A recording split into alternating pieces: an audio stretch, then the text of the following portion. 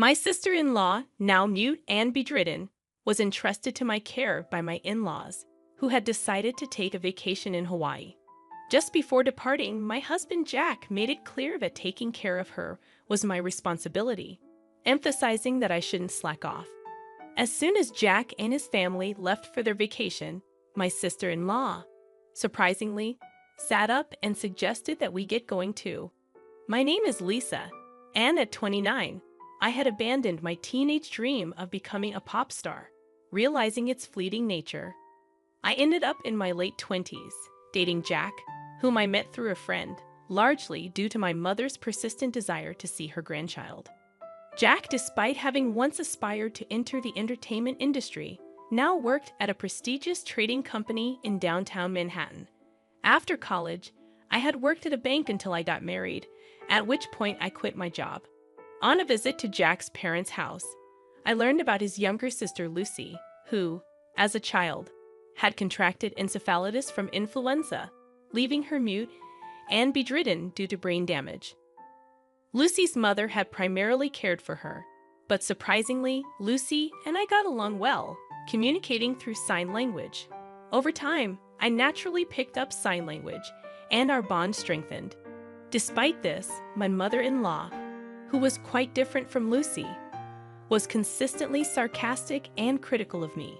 Jack and I lived in a condo about 30 minutes away, yet my mother-in-law would occasionally show up unannounced, nitpicking and issuing traditional instructions like keeping Jack's shoes clean and neatly folding laundry. She referred to Jack as Jackie and insisted on outdated practices, such as not going to bed before him, regardless of how late he got home. During our dating and early marriage days, Jack had always been kind and never disagreed with me, despite his mother's influence. Initially, Jack was incredibly considerate. If I mentioned feeling unwell and suggested having dinner outside, he readily agreed. Likewise, if I expressed interest in a designer bag, he would purchase it for me the following month. However, approximately a year into our marriage, Jack began to change, or perhaps reverted to his former self. He started coming home late from work, consistently smelling of alcohol. On weekends, Jack claimed increasing work responsibilities, making him too busy for family time.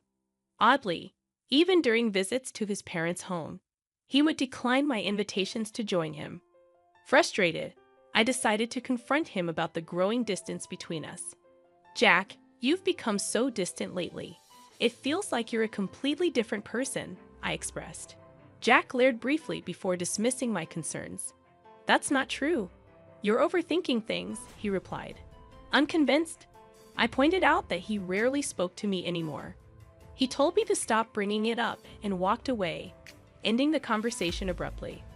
One Sunday, Jack surprised me by announcing he was going home. This was a departure from his usual refusal to have me accompany him on such visits. Eagerly, I offered to join him, expressing a desire to see Lucy as well. Jack's reaction was mixed, and he remarked on our seemingly close friendship. Despite his subtle grimace, I drove us to Jack's family home in Nebraska. Along the way, we stopped at a bakery to buy pastries as a gift. Jack's mother, who typically frowned at my presence, lit up upon receiving the pastries. When we arrived, she greeted us with a frown, as if displeased to see me. Undeterred, I handed her the pastries, and her expression changed like a child receiving a cherished toy. Curious about Jack's father, I inquired about him, learning he was out at a meeting. Jack's mother asked if I needed something, to which I replied that I didn't, just having something on my mind. He replied, "I hadn't heard anything about this from Jack. What's going on? Did you have something to tell your father?" I asked. Jack retorted, "It's none of your business." "What do you mean? We're a married couple, aren't we? Can you just stop nagging?" His mother chimed in, "Exactly. If Jack doesn't want to tell you something, you shouldn't be prying." Recognizing the futility of arguing, I chose not to respond. Just then, Jack's sister appeared.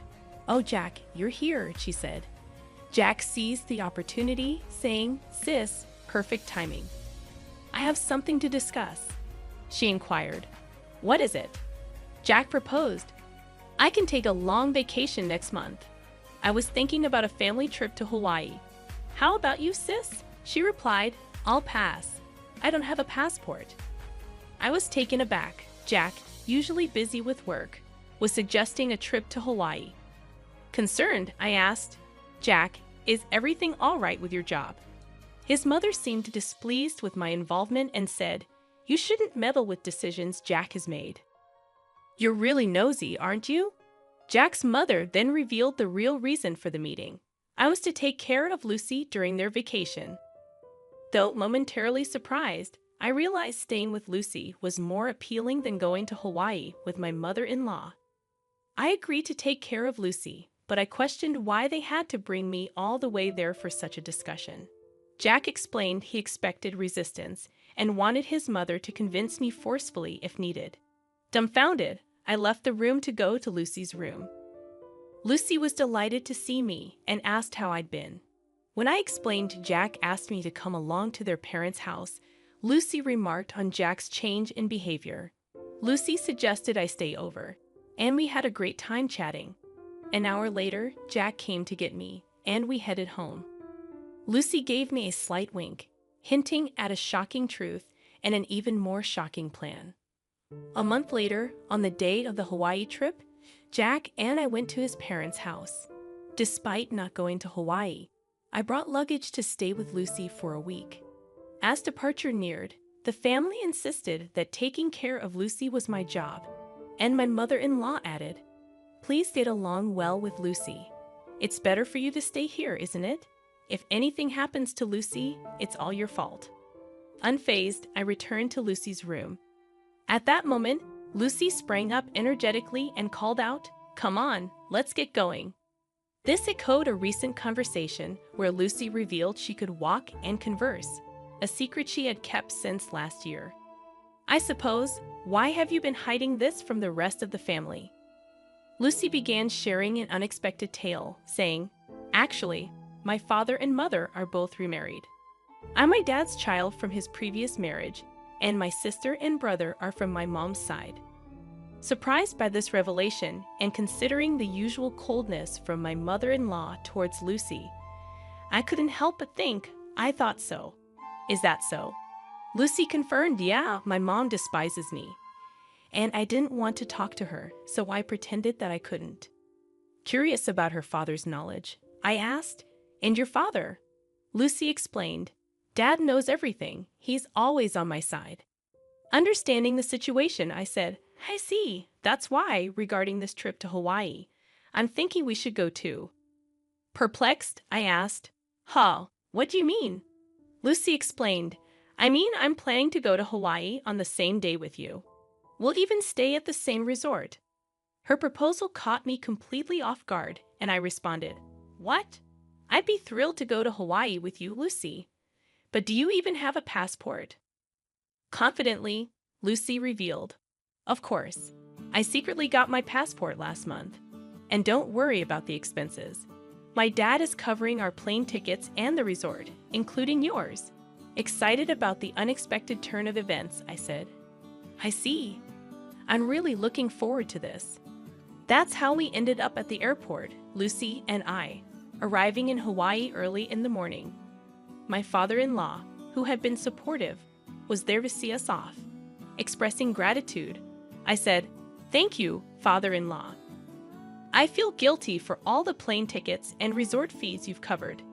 He reassured me, saying, Don't worry about it. As long as you two have fun, I'm happy. After landing, we took a taxi from the airport and checked into the resort hotel. Lucy and I were sharing a room, and as we settled in, I mentioned to Lucy, Your father seems pretty well traveled. Lucy shared, Yeah, he's been on several international business trips. He's even been to Hawaii a few times. Planning a surprise for Jack and the family, Lucy said, So what's the plan? I'm guessing my mom and everyone will dine at the restaurant here tonight. I'm thinking of surprising them. Excited about the idea, I replied, That sounds like fun. I'm excited. Should we get some rest to recover from jet lag? Lucy agreed. That sounds like a good idea. Unable to sleep on the plane, We took a shower, climbed into bed, and quickly fell asleep. Waking up around late afternoon, Lucy was already awake and starting to wear makeup. Apologizing for sleeping too much, I reassured her, "No, don't worry about it. I just woke up too. We really had a good sleep, didn't we?" Fully recharged and ready for our battle. Around 7 o'clock, I suggested, "I'll go and check the restaurant." As I looked for Jack and his party, I found them dining joyfully from the shadows near the entrance. Venturing deeper into the restaurant, I spotted the back of a young woman I didn't recognize. This puzzled me, as there hadn't been such a woman when they left Jack's parents' house. Straining my ears, I could intermittently hear Jack and my mother-in-law's voices. "I'm glad it's not that woman today. Yeah, I really drew the short straw. She's tainted my family record. If only we had an elegant daughter like her from the start. I want to divorce her and start fresh soon. Try to find a reason for the divorce and extract hefty alimony from that woman. Even without a cause for the divorce, it's fine. I can fabricate as many as I want. She's so bad that I want to throw her in the trash. I want to see my grandchild from you and her." My mother-in-law was giving the woman a smile she had never shown me before. I was driven by the urge to step forward and see the woman's fate, but I held it in. I returned to my room and told Lucy that it took a while. "I'm sorry, I saw something shocking. Jack brought a woman that I've never seen before." "What?" I was about to scream. Jack and my mother-in-law were continuously bad-mouthing me, and Jack even said he would find a reason for divorce. That's terrible. Jack called me a bad catch, but seeing him with another woman, I felt relieved. Now I can divorce him outright. That's a good thing. Shall we make our entrance then? Lucy and I headed towards the restaurant hall. When we entered the restaurant, we requested to sit near Jack's table and were able to get a seat quite close to them. They didn't notice our arrival as we were sitting quite close. We could hear their conversation, which was still filled with derogatory comments about me. I was amazed and ended up giving a bitter smile at how they could badmouth me indefinitely. Seeing my face, Lucy gave a nod with a smile, a cue for us to begin our counterattack. I stood up from my seat, stepped forward towards Jack, and shouted, "Are you all having a good time?" I'll never forget the look on Jack and my mother-in-law's faces at that moment. Their mouths agape and eyes wide open, they froze for a few seconds.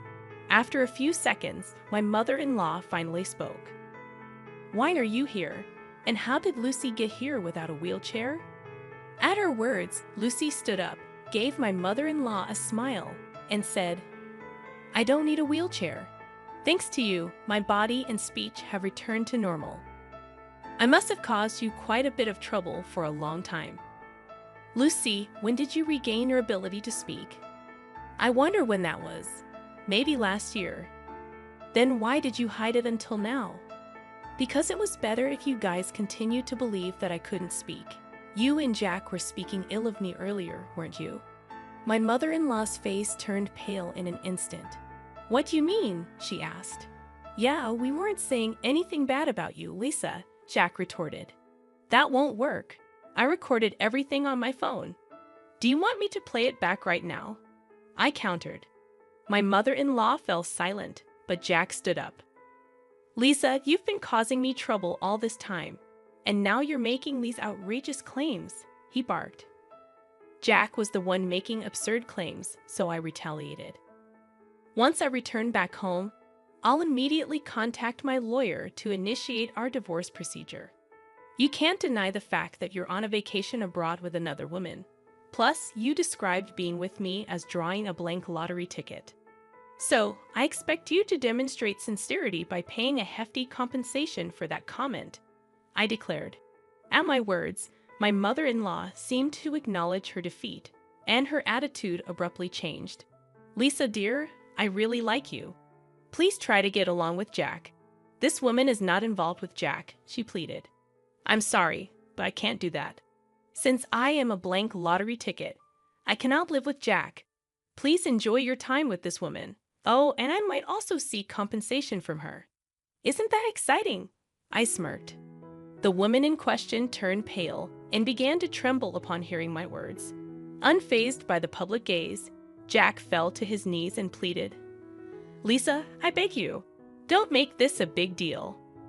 "My company has strict rules about this," he implored. "What's that?" "You don't sound sorry at all," I replied. Jack appeared taken aback, then tried again.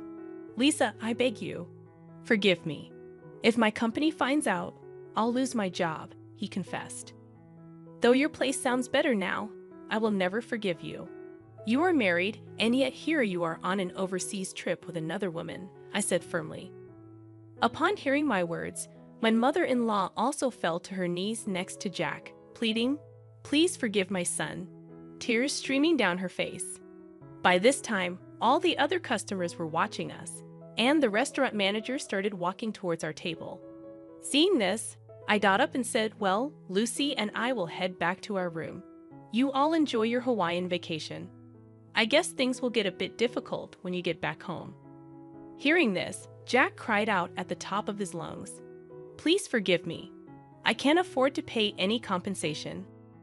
At his loud outburst, the restaurant manager frowned, instructed something to a nearby staff member, and then briskly told Jack something. It was a polite way of telling him that he was disturbing the other guests and needed to leave.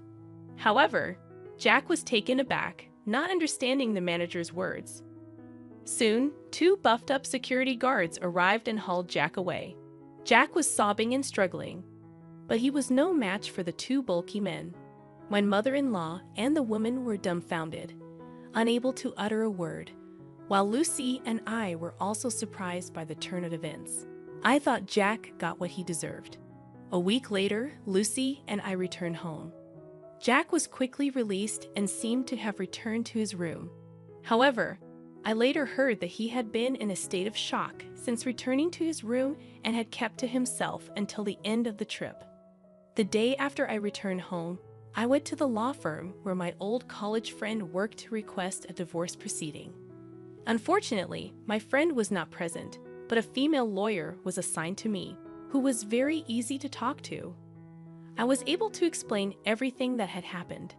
After listening to my story, she'd assured me that a divorce was possible, that I could claim alimony, and that she would investigate the woman who was with Jack in Hawaii before determining whether I could claim alimony from her as well. A month later, the female lawyer contacted me and informed me that it had been proved that Jack had been dating the other woman for about 6 months. Hence, she said it was possible for me to demand alimony from this woman too. I requested the female lawyer, "Please squeeze as much alimony as you can from Jack and his woman." She smiled and nodded. 2 months later, I was officially divorced, and into my bank account was deposited the alimony from the 2. I mumbled as I saw the amount, and that's karma for calling me a blank lottery ticket. 3 months later, Jack and my mother-in-law suddenly visited my place. Despite it being only 3 months, they had lost a lot of weight and looked completely haggard. I asked them, "What do you want? I don't want to see your faces." Jack replied in a thin voice, "I'm sorry.